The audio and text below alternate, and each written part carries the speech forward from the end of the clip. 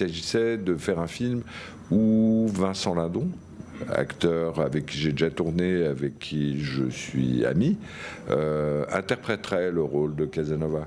Donc à partir de ce moment-là, ce qui m'intéressait, c'était de disposer en face de lui un personnage, en l'occurrence féminin, qui lui oppose quelque chose et qui va faire susciter, qui va susciter cette histoire. Venez vous asseoir à côté de moi. Vous êtes raide dans votre fauteuil. Je ne suis pas fréquentable. Pourquoi faites-vous comme si je l'étais? Moi non plus, je ne suis pas fréquentable. Dès qu'il a su que j'envisageais, je préparais un film à partir de Casanova, il s'est littéralement précipité sur l'occasion.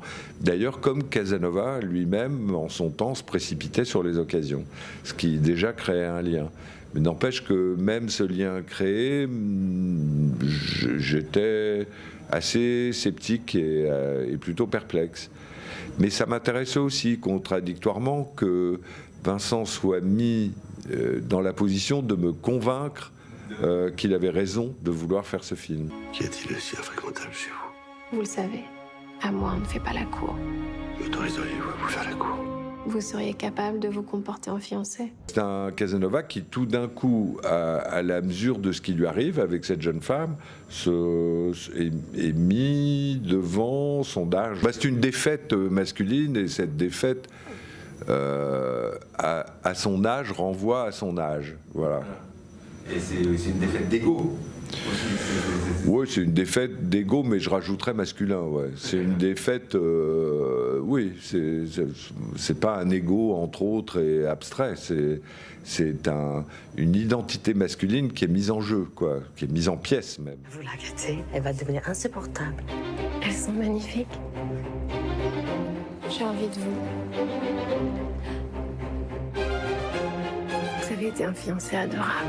N'allez pas tout gâcher maintenant.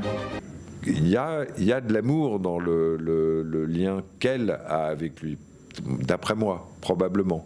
Mais ça m'intéresse de laisser l'indécision là-dessus, l'ambiguïté. Le petit souvenir d'enfance. Oui, voilà.